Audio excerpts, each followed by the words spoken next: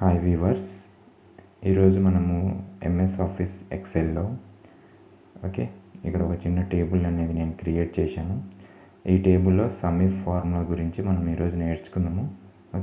ఇక్కడ serial number, item name అనేది LG, Lenovo, మీ LG, Samsung ఇలా ఇచ్చాను. అక్కడే క్వాంటిటీ కూడా ఇచ్చాను.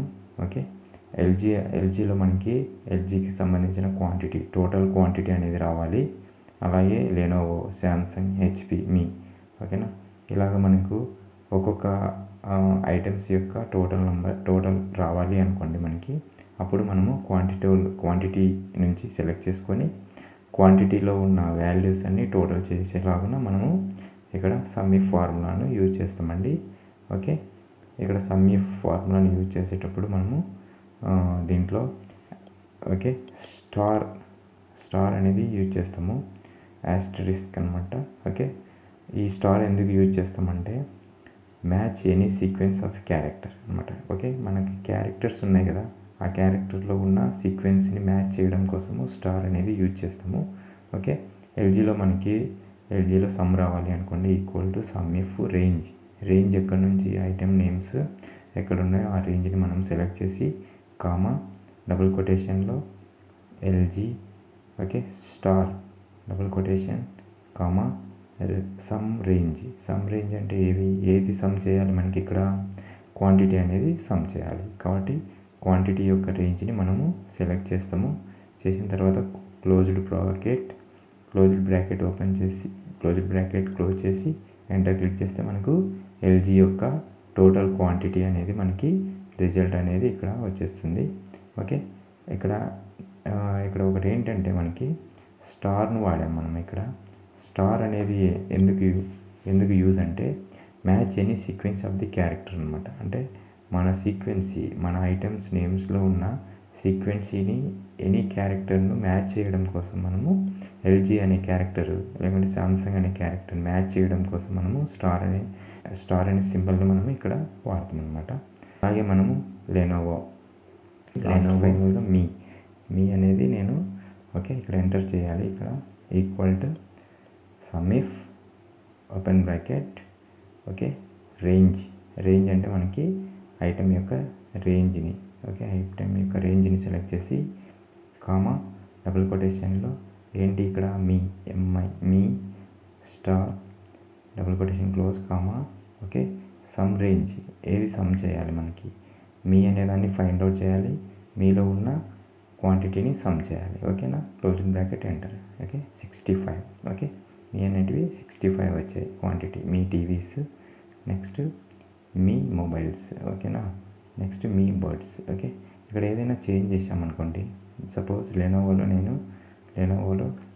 25 చేంజ్ చేస్తే 76 రిజల్ట్ అనేది చేంజ్ అవుతుంది అనమాట. ఇలాగా సమ్మిఫ్ యూజ్ చేసుకొని మనము ఇలాగా రిజల్ట్స్, ఐటమ్స్ యొక్క రిజల్ట్స్ను కౌంట్ చేయడం ఈ టేబుల్లో నేర్చుకున్నాము. నెక్స్ట్ ఇంకొక దీంట్లో మనం స్టార్ సింబల్ను యూజ్ చేస్తాము. ఎందుకంటే to match any sequence of characters. Sequence of క్యారెక్టర్స్ను మ్యాచ్ చేయడం కోసం మనము స్టార్ సింబల్ను వాడతాం అనమాట. నెక్స్ట్ అనదర్ టేబుల్ ఒకటి ఉంది, క్రెడిట్ స్కోర్ అని. క్రెడిట్ స్కోర్లో మనము positive values and negative values రెండు ఉన్నాయి ఇక్కడ. పాజిటివ్ వాల్యూస్ రావాలి అంటే ఏం చేయాలి, నెగిటివ్ వాల్యూస్ రావాలంటే ఏం చేయాలి, బై యూజింగ్ సమ్మిఫ్ అనమాట. ఇక్కడ equal to sumif open bracket same range ఇక్కడ సమ్ రేంజ్ రెండు ఈక్వల్ అనమాట.